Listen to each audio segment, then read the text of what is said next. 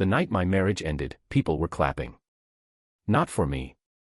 For the men standing 6 inches too close to my wife. I'm Michael Reyes. 52 years old. Municipal engineer. I design and maintain infrastructure most people never think about: bridges, water systems, public works projects that only make the news when they fail. For 28 years, I lived the same way. Quietly. Reliably.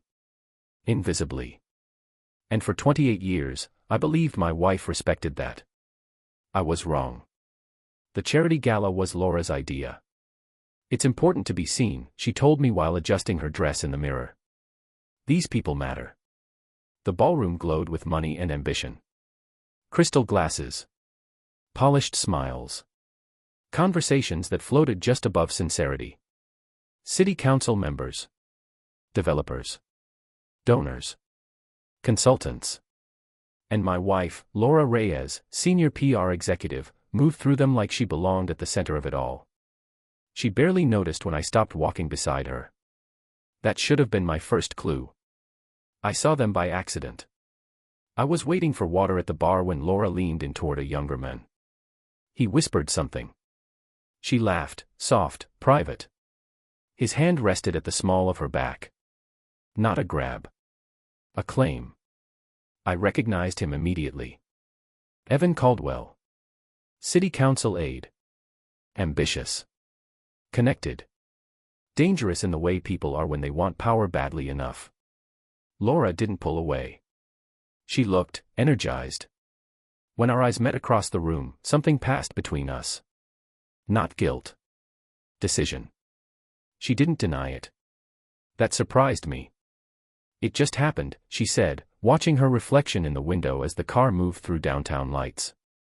You wouldn't understand the pressure I'm under. What pressure? I asked calmly. She sighed like a woman exhausted from explaining herself to a child. To be relevant. To grow. To not disappear into someone else's shadow. I stared ahead. I had spent my entire career making sure the city didn't fall apart beneath people like her. And she thought I was invisible. By morning, the story had already begun changing. Not she cheated. But she was unhappy. Friends checked in, not to ask what happened, but to gently suggest reasons. You've always been comfortable staying small, Michael. Laura needs stimulation. Not everyone is built for ambition. I listened. Engineers don't interrupt data. We collect it. Our daughter, Sophia, called 2 days later. She says you never supported her, Sophia said carefully. I sat in my kitchen, staring at a crack in the countertop I'd meant to fix years ago. I supported every career move she made, I replied. I just didn't sell it. Sophia hesitated. She says you don't understand how power works.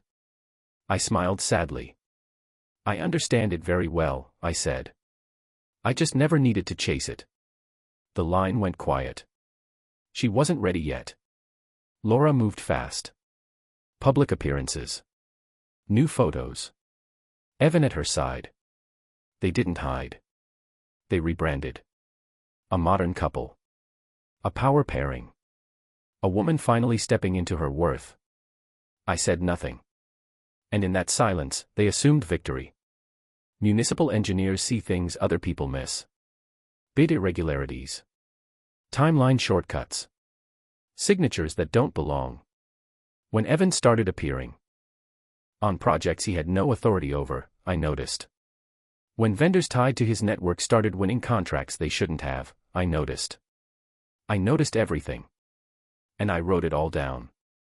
Silence changes how people see you. At first, they respect it.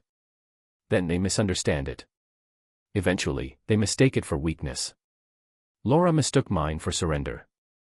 Within weeks, Laura was everywhere. Charity luncheons.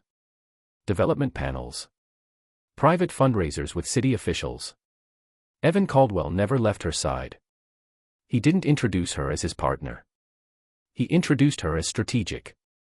People nodded. Smiled. Took notes. They saw ambition. They didn't see the way he subtly steered conversations. Or how she mirrored his language like she was auditioning for something bigger. I watched from a distance. Because when you work in public infrastructure long enough, you learn this. People who rush toward power leave footprints. The invitations stopped coming to me. They kept coming to her. People I'd known for decades suddenly avoided me at grocery stores. At fundraisers I still attended out of obligation. When they did speak to me, it was always the same tone. Careful. Polite. Final. She's just trying to grow, Michael. You two were in different phases of life. Not everyone wants to stay invisible forever. Invisible. I designed the systems that kept their homes dry and their bridges standing. But none of that mattered compared to being seen. The worst wasn't the gossip. It was the exclusion. A major redevelopment announcement took place downtown, a project I'd helped design years earlier. Laura attended. I didn't receive an invite. Photos appeared online the next day. Laura smiling. Evan's hand on her shoulder. My absence neatly edited out. That's when I understood something important. This wasn't about love. It was about access. Sophia stopped calling. When she did answer my texts, replies were short. Busy. Working. Talk later. I overheard enough to know Laura had been talking. Carefully. Respectfully. Strategically. She never accused me outright. She implied. I carried him for years. He never pushed himself. He was content letting me shine while he hid. Sophia believed her. Not because it was true, but because it fit the story everyone else was already telling. We don't react to emotion. We trace causes. And the cause was becoming clear. Evan Caldwell was interfering where he shouldn't. Zoning exceptions approved too quickly. Consultants hired without oversight. Bids awarded to firms with inflated estimates and friendly connections. Nothing illegal on its own. But patterns don't need motive. They just need repetition. I started a folder. Dates. Documents. Email headers. Meeting minutes. I didn't copy anything illegally. Everything I accessed was part of my job. That's the irony. Corruption rarely hides well. It hides in plain sight, because people assume no one is patient enough to look. She confronted me one evening. You've gone completely quiet, she said, arms crossed in the doorway of the house we still technically shared. I've been quiet for years, I replied. You just didn't notice until you stopped needing me. Her eyes narrowed. You think you're better than this? No, I said calmly. I think I'm done explaining myself to people who already made up their minds. She laughed. Careful, Michael. Silence doesn't protect you. I didn't answer. Because she was right. Silence doesn't protect you. Documentation does. It came from an unexpected place. A junior analyst, new, nervous, asked me about a discrepancy in a bid review. I might be wrong, he said quietly, but this firm keeps winning projects they shouldn't even qualify for. I looked at the name. Same one. Again. That was the moment my suspicions turned into certainty. I could have reported it immediately. I didn't. Because I understood timing. Expose too early, and you become the problem. Expose too late, and the damage is already done. So I waited. And I watched Laura climb higher, never realizing the ladder was built on something fragile. Power doesn't change people. It reveals how careless they become when they think they're untouchable. And by the time Laura and Evan reached that stage, they were leaving fingerprints everywhere. By early fall, Laura was no longer just attending events. She was hosting them. Her name appeared on banners. Her face showed up in local lifestyle magazines. She spoke on panels about ethical leadership and public trust. The irony didn't escape me. At one event, I stood in the back of the room, unnoticed, while she spoke confidently about transparency. Evan watched from the front row, arms crossed, nodding like a proud investor. I wasn't angry. I was focused. Because arrogance always accelerates mistakes. My department announced a restructuring. A management position opened, one I was more than qualified for. I didn't even get an interview. The role went to someone younger. Flashier. Better connected. Laura mentioned it casually later. Maybe it's time you considered consulting, she said. You've hit your ceiling. I looked at her and realized she genuinely believed that. People who chase status forget that quiet people are often the ones holding the structure together. Evan started pushing too hard. He inserted himself into procurement meetings without authorization. Requested files outside his scope. Rushed approvals before proper review. He stopped pretending. That's when the paper trail sharpened. I didn't confront him. I let him sign his own name. Sophia came by one evening unannounced. She looked conflicted. Mom says you're trying to undermine her, she said carefully. Am I?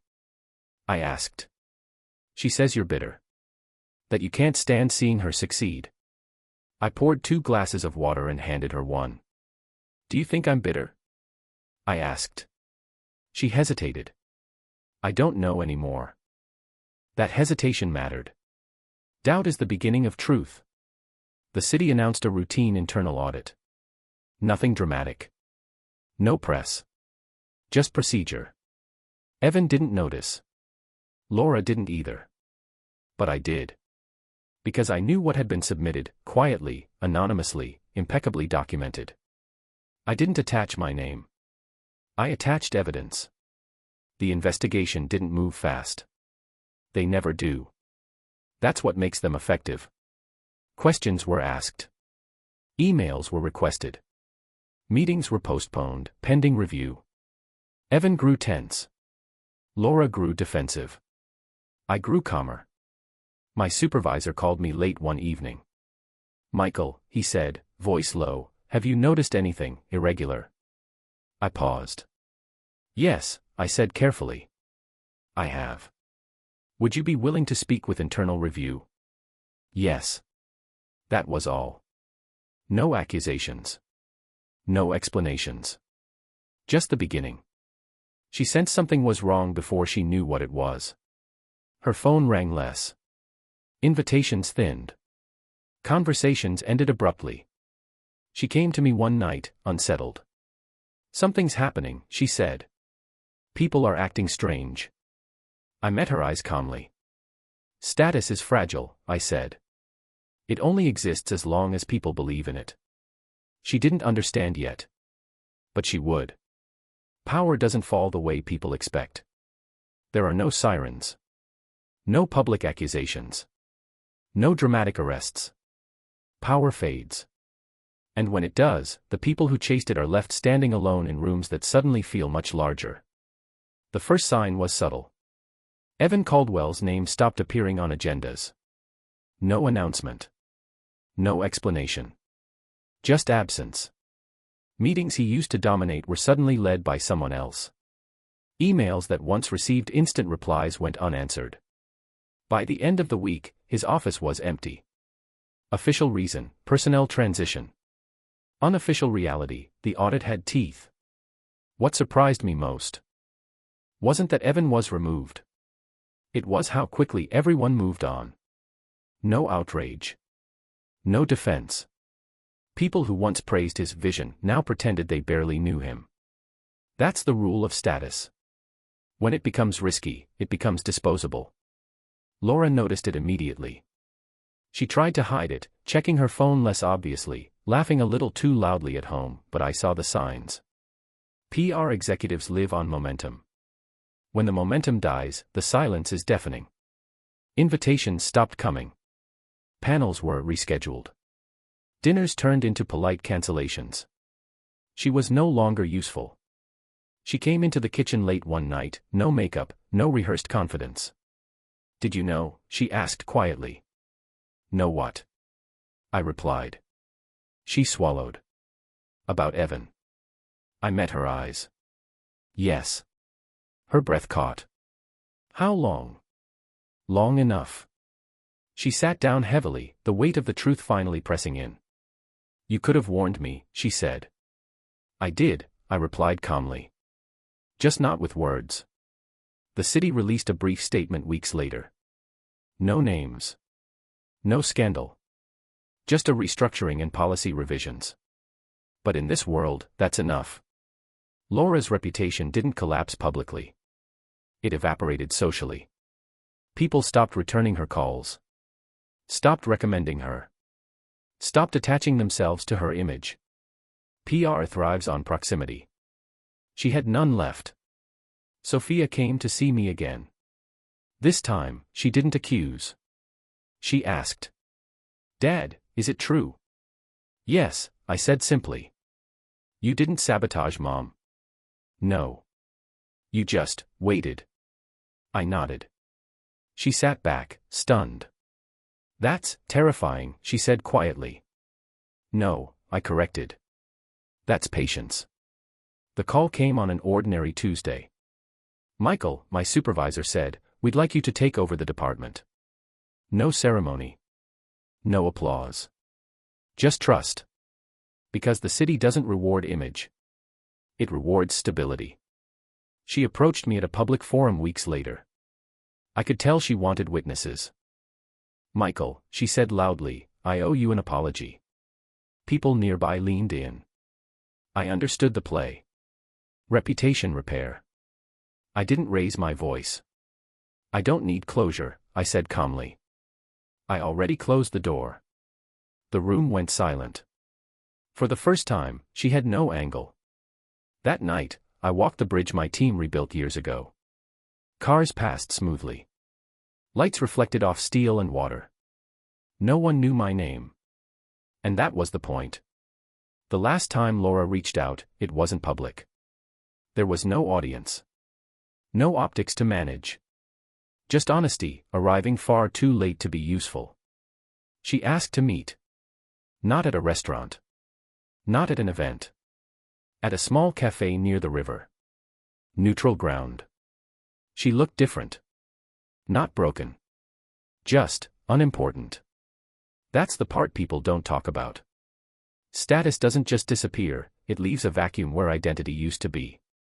"I didn't think it would end like this," she said, staring into her coffee. "Most people don't," I replied. She looked up at me, eyes searching. I thought if I aligned myself with power, I'd become untouchable. I didn't interrupt. I didn't realize how quickly people let go when you stop being useful. I nodded. "That's not a flaw in them," I said calmly.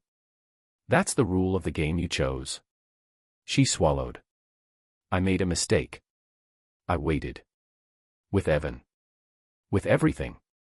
Still, I waited. With us. There it was. She hesitated before speaking again. "Do you ever miss me?" The cafe was quiet. The river moved steadily outside the window. I answered honestly. "I miss who I thought you were." Her shoulders sagged. "And now?" "Now," I said, "I see who you chose to become." She nodded slowly, like someone finally accepting a diagnosis. Later that week, Sophia came to my office. Not to talk about her mother. About herself. "I watched how you handled everything," she said. "You never attacked. Never explained yourself. You just stood still." "That's sometimes the hardest thing to do," I replied. She smiled faintly. "I want to build my life the way you did." Quietly. Honestly. That was when I knew. I hadn't lost my family. I had preserved what mattered. Months passed. The city stabilized. Projects moved forward. The chaos quietly corrected itself. People still didn't know my name. They just trusted the results. That's the kind of influence that doesn't need applause. I saw Laura one last time by chance. At a networking event I attended only because protocol required it. She stood alone near the exit, scanning the room like someone waiting for a signal that never came. When she saw me, she smiled politely. No bitterness. No expectation. Just recognition. We nodded to each other. And walked in opposite directions. Status is borrowed. It exists only as long as other people agree to reflect it back at you. Your name. Your integrity. Your work. Those are owned. They don't disappear when the room goes quiet. That evening, I stood on the bridge one last time.